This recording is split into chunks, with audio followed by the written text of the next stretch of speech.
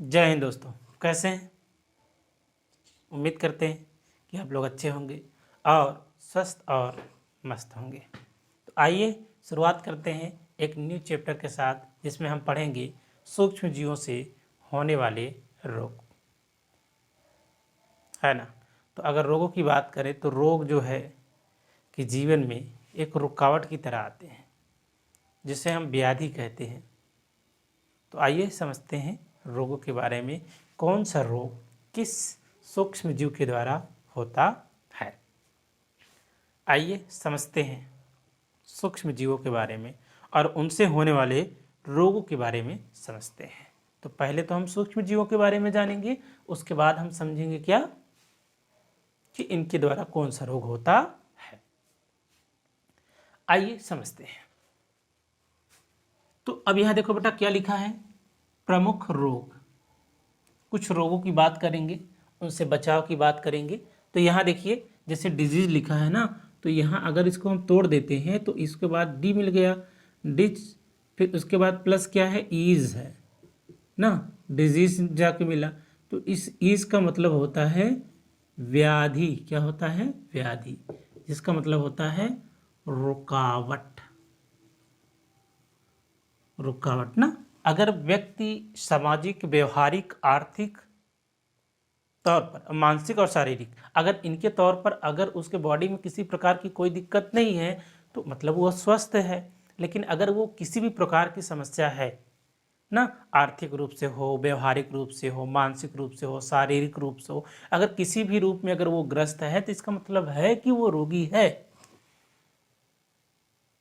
और बहुत से ऐसे रोग होते हैं जो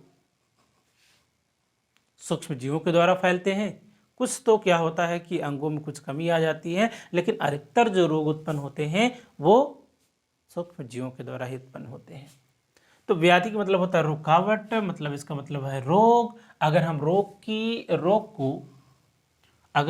को इधर देखिए, अगर रोग को अवधि के आधार पर देखें, मतलब इसके टाइम पीरियड के आधार पर देखें, तो रोग को अवधि के आधार पर देखने पर क्या मिलता है कि जो रोग है वह मुख्यतः कितने प्रकार का है, दो प्रकार का। अगर अवधि के आधार पर, समय के आधार पर अगर हम देखें तो रोग जो है वो मुख्यतः दो प्रकार का होता है। एक तो होता है बेटा तीव्र कालिक रोग, एक होता है दीर्घ कालिक रोग, है ना। तो कुछ ऐसे रोग होते हैं जो हमारे शरीर में जो हो तो जाते हैं लेकिन जल्दी समाप्त हो जाते हैं ना। तो जल्दी समाप्त होने का मतलब ये है कि जब इसका, जैसे कि जुकाम हो गया ना, जैसे जुकाम, कॉमन कोल्ड ना, कॉमन कोल्ड, ठीक, कॉमन कोल्ड हो गया, जुकाम हो गया, खांसी हो गया और बुखार हो गया आदि। तो ऐसे रोग जो जल्दी ही समाप्त हो जाते हैं तो उन रोगों को हम बोलते हैं तीव्र रोग। क्या कहते हैं, तीव्र रोग। लेकिन ऐसे रोग जो बहुत अधिक समय तक रहते हैं तो उन रोगों को हम बोलते हैं दीर्घकालिक रोग। तो यहां पर एग्जाम्पल में तौर में जैसे क्या हो गया, टीबी ना, कैंसर और एड्स। तो ये सब इस प्रकार हैं।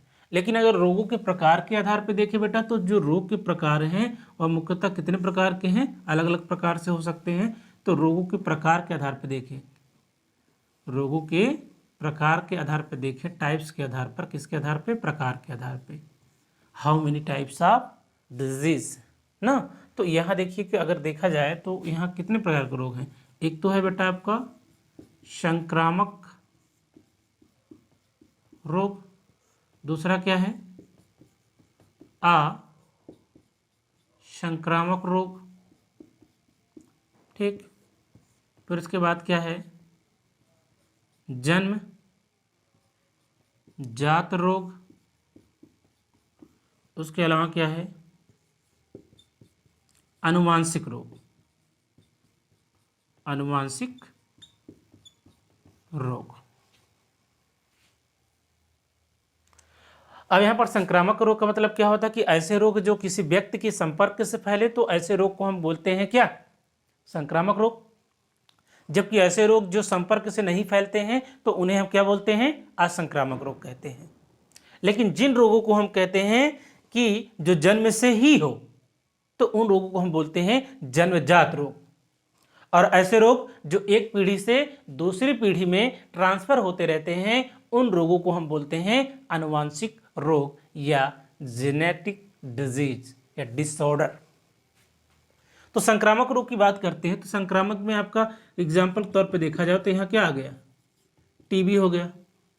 उसके अलावा क्या हो गया संक्रामक, और क्या हो सकता है, जैसे जुकाम हो गया ना, खांसी हो गया। तो ये सभी क्या है, संक्रामक रोग हैं। असंक्रामक में जैसे कैंसर की बात करते हैं, कैंसर हो गया, जैसे कि क्या हो गया, पोलियो हो गया।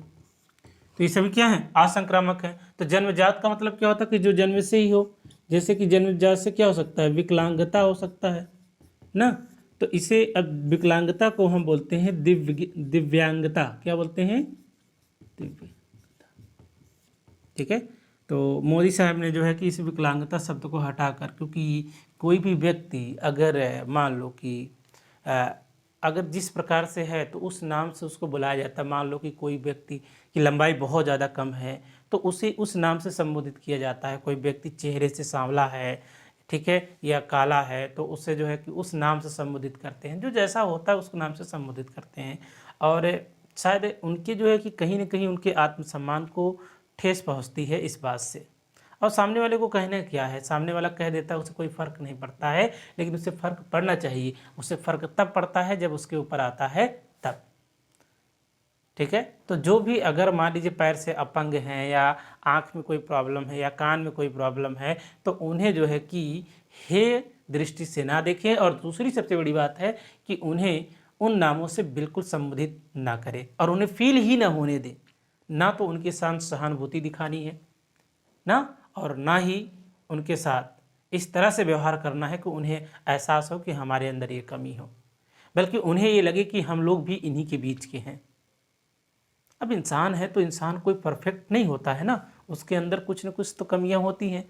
अब सभी अच्छाइयाँ तो नहीं होंगी, कुछ न कुछ तो कमियां ही होंगी। तो यहाँ पर मोदी जी ने इसका नाम जो है कि दिव्यांग, मतलब दिव्य और अंग का नाम दिया, बड़ा अच्छा नाम दिया। ठीक है। हालांकि ऐसा होना नहीं चाहिए, जन्मजात रोग है तो ये विकलांगता को दिव्यांगता के नाम से भी जानते हैं। जबकि अनुवांशिक रोगों की बात करें तो अनुवांशिक रोगों में क्या आ जाता है, तो अनुवांशिक रोगों में जैसे कि एग्जाम्पल तौर पे यहाँ देख लीजिए, तो जैसे कि आपका हो गया वर्णांधता।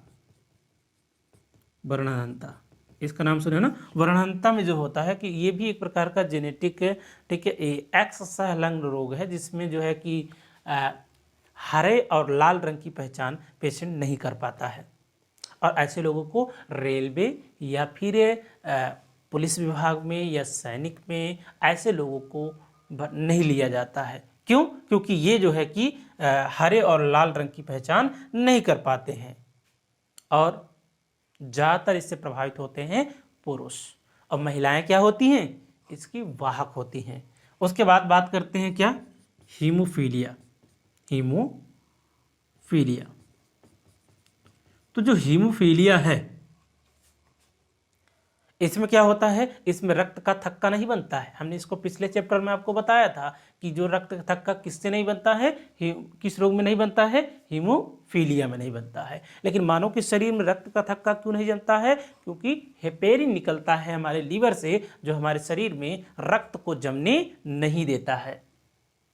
बात समझ में आई। तो हीमोफीलिया में क्या होता है बच्चे, रक्त का थक्का नहीं बनता है। ये भी एक प्रकार का क्या है, अनुवांशिक रोग। या किसके वंशावली में थे, महारानी विक्टोरिया, महारानी विक्टोरिया के वंशज में मिला था हीमोफीलिया।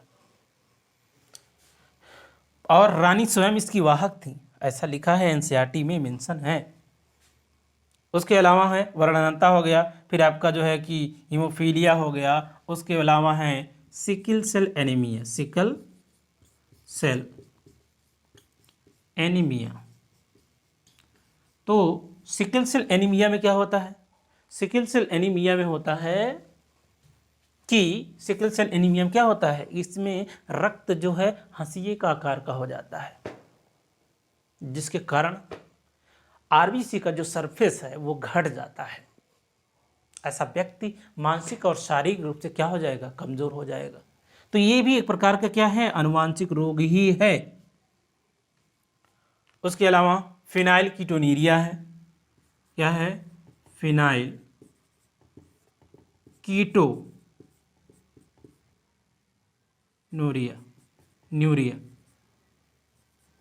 न्यूरिया है। इसमें जो है एलिनिन जैसे एंजाइम्स का निर्माण नहीं होता है, टायरोसिन जैसे एंजाइम का निर्माण नहीं होता है। तो कुछ एंजाइम की कमी होने की वजह से क्या होता है कि वो, ठीक है, बॉन्ड नहीं बना पाता है, तो जिसके कारण वो एंजाइम यूरिन के साथ बाहर आता रहता है। तो ऐसा व्यक्ति शारीरिक रूप से क्या होता है और मानसिक रूप से क्या हो जाता है, कमजोर हो जाता है, जो पीढ़ी दर पीढ़ी चलता रहता है। उसके अलावा थैलेसीमिया है, तो थैलेसीमिया में भी जो है कि बिल्कुल जो है थोड़ा से अपोजिट होता है सिकल सेल एनीमिया के।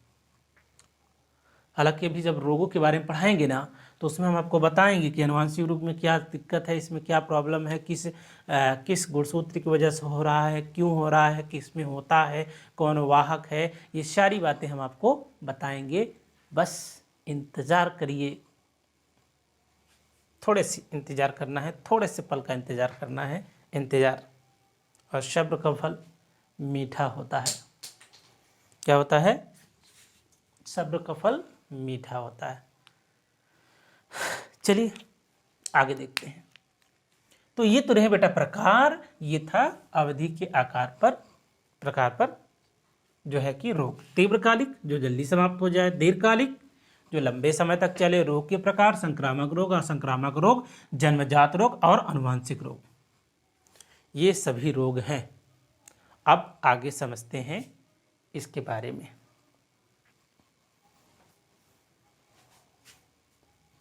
मिटा दें, चलिए मिटा दें।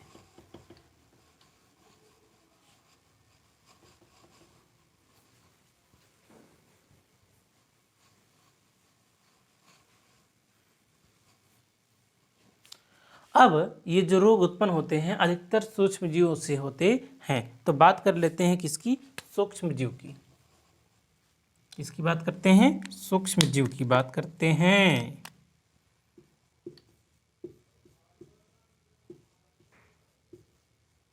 सूक्ष्म जीव जिसको हम बोलते हैं माइक्रो ऑर्गेनिज्म,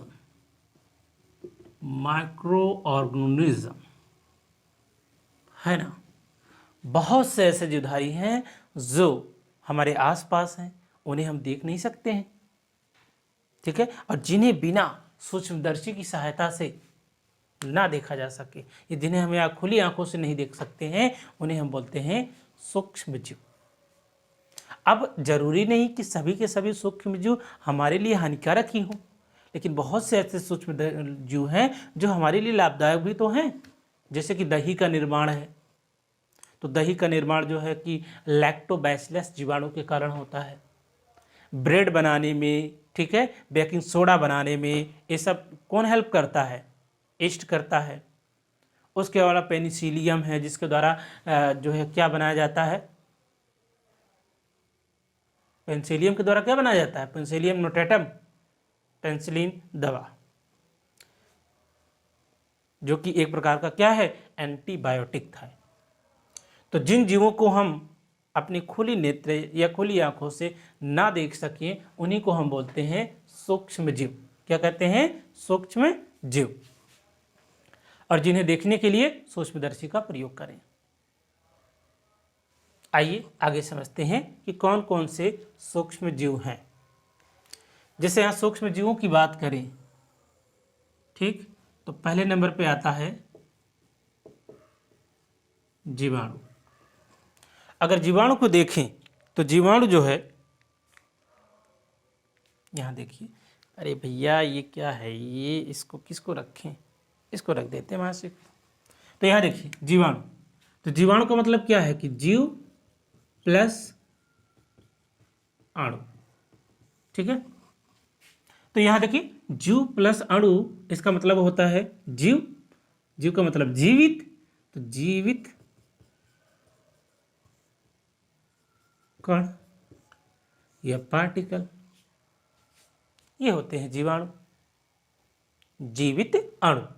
तो इन्हीं को हम बोलते हैं जीवित कण के नाम से भी जानते हैं। और जीवाणु की जो खोज है किसने किया? एंटोनी वान ल्यूवेनहॉक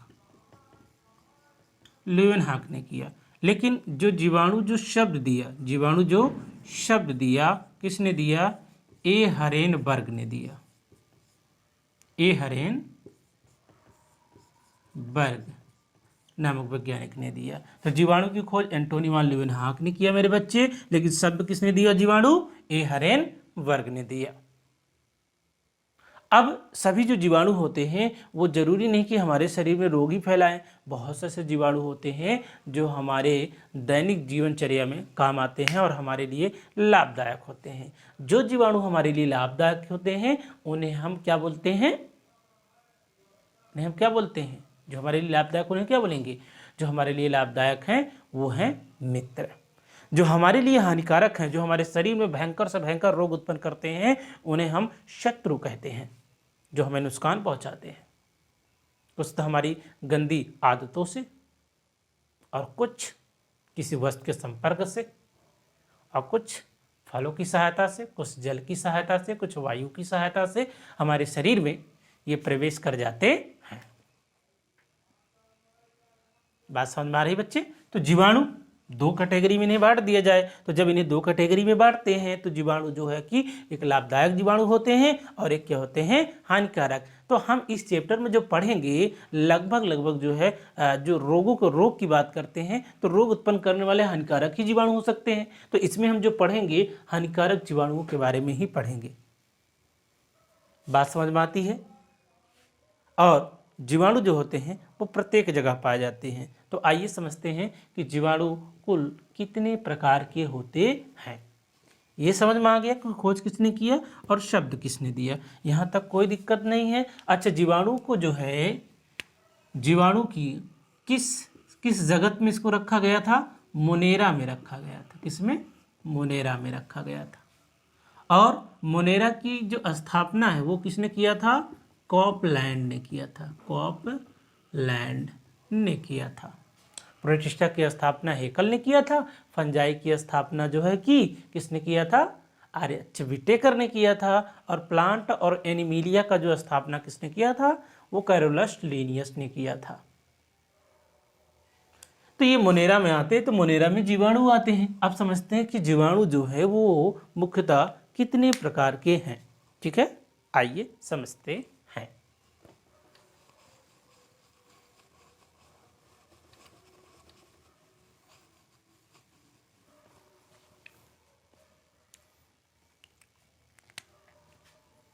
बात करेंगे अब हम जीवाणु को। तो जीवाणुओं को मुख्यतः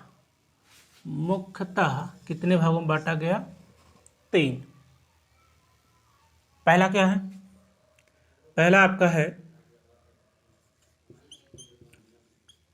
आद्य जीवाणु, जिसे हम बोलते हैं आर्की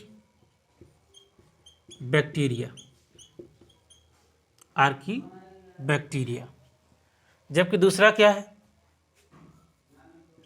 यू बैक्टीरिया।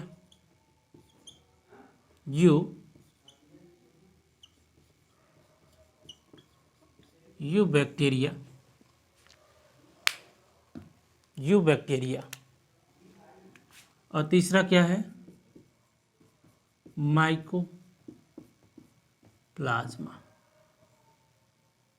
माइकोप्लाज्मा। ये 3 प्रकार के जीवाणु हैं। ठीक, लेकिन इससे पहले हम आपको थोड़ा सा बता देते हैं जीवाणुओं का आकार। जीवाणुओं का आकार तो जीवाणुओं के आकार की बात करते हैं तो ये मुख्यतः 4 प्रकार के होते हैं। जैसे कि क्या है, जीवाणु गोलाकार होते हैं, ठीक है, डंडाकार होते हैं, ठीक, उसके अलावा क्या है, सर्पिलाकार होते हैं, सर्पिलाकार होते हैं, उसके अलावा क्या है, कौमाकार। गोलाकार का मतलब क्या था बेटा, गोलाकार का मतलब होता है क्या, कोकाई, इसे हम कोकाई बोलते हैं, ठीक है। और डंडाकार को हम बोलते हैं बैसिलस, इसको ये बोलते हैं स्पाइरिलम, इसको बोलते हैं कॉमा शेप। तो ये जीवाणुओं के आकार हैं, ठीक है, गोलाकार, डंडाकार, सर्पिलाकार और कामाकार, ये हैं जीवाणुओं के आकार। तो ये थोड़ा सा मैं इसको छोड़ दिया था, तो इसको मैं बता दिया हूँ कि जीवाणुओं का आकार ये है, ठीक है। तो अलग अलग आकार के होते हैं, अलग अलग आकृति के होते हैं जीवाणु। अब समझते हैं क्या, जीवाणुओं के बारे में पढ़ रहे हैं। तो यहाँ पर आद्य जीवाणु है, आर्किबैक्टीरिया है, और इधर यूबैक्टीरिया है, और उधर माइकोप्लाज्मा है। तो इससे जो आद्य बैक्टीरिया है, इसे हम अशक्त जीवाणु भी कहते हैं। क्या कहते हैं, अशक्त जीवाणु, ठीक है। और जो यूबैक्टीरिया है, इसको बोलते हैं शक्त जीवाणु, ट्रू बैक्टीरिया ना। और ये माइकोप्लाज्मा है। तो अब बात करते हैं आद्य बैक्टीरिया। तो आद्य बैक्टीरिया जो होते हैं वो मुख्यतः कितने प्रकार के होते हैं, 3। मतलब वास स्थान के आधार पर इन्हें 3 श्रेणी में बांटा गया है। तो 3 श्रेणियों में कहाँ कहाँ बांटा गया बच्चे, तो 3 श्रेणियों में पहला है हैलोफी, उसके बाद क्या है, मैथेनोजन, उसके अलावा है थर्मो एसिडोफिलस।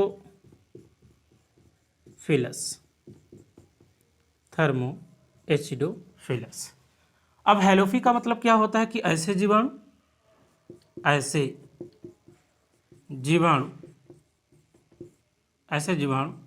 जो खारे जल में होते हैं, ऐसे जीवाणु जो खारे जल में पाए जाते हैं। अब जहाँ जीवन ना के बराबर है, जहाँ पर जीवन असंभव है, ये ऐसे स्थानों पर पाए जाते हैं। अब मैथेनोजन का मतलब होता है कि ऐसे जीवाणु जो सड़े गले स्थानों पर रहते हैं। कहाँ रहते हैं, सड़े गले स्थानों व जंतुओं के शरीर में रहने वाले, ठीक है। तो ये सड़े गले स्थानों पर रहते हैं, जो कौन सी गैस प्रोड्यूस करते हैं, CH4, जिसे हम बोलते हैं मीथेन। और जंतुओं के शरीर में रहने वाले जीवाणु, जो जंतुओं का जो विष्ठा निकलती है, जो उसका मल निकलता है, जो गोबर होता है, उसमें देखते हैं कि मीथेन गैस होता है। और मीथेन गैस का खासकर देखो गांव वगैरह में उसका प्रयोग करते हैं गोबर गैस संयंत्र के रूप में, जो कि उसमें बैक्टीरिया होते हैं मेथेनोजन। अब थर्मोस्टेडोफिलस का मतलब होता है कि ऐसे जीवाणु जो गर्म स्थानों पर रहते हैं, गर्म स्थानों व अम्लीय स्थानों पर रहने वाले जीवाणु। तो गर्म स्थानों व अम्लीय स्थानों पर रहने वाले जीवाणु, तो इन्हें हम बोलते हैं थर्मो एसिडोफिलस कहते हैं। तो आज के लिए इतना बहुत है बच्चे। तो आज हमने केवल आद्य बैक्टीरिया ही आपको बताया है, आर्किबैक्टीरिया बताया है। अगले दिन हम आपको यूबैक्टीरिया और माइकोप्लाज्मा के बारे में बताएंगे। तब तक के लिए आप लोगों से विदा लेते हैं और मिलते हैं अगली क्लास में, जिसमें हम पढ़ेंगे जीवाणुओं के बारे में पढ़ेंगे, जीवाणुओं के प्रकार पढ़ेंगे, उसके अलावा विषाणु के बारे में पढ़ेंगे, कवक के बारे में पढ़ेंगे। अब बेटा हम स्टेप स्टेप इसको पढ़ते जाएंगे। बस बहुत ही शॉर्ट में बताएंगे। उसके बाद हम शुरुआत करेंगे कि कौन से जीवाणु से कौन सा रोग होता है, वो भी ट्रिक के साथ बताएंगे आपको कि कैसे याद करना है कि जीवाणुओं द्वारा होने वाला रोग, विषाणुओं द्वारा होने वाला रोग, कवकों के द्वारा होने वाला रोग, इसको हम आपको बिल्कुल ट्रिक से समझाएंगे। तो मिलते हैं आप लोगों से अगली क्लास में, तब तक के लिए जय हिंद।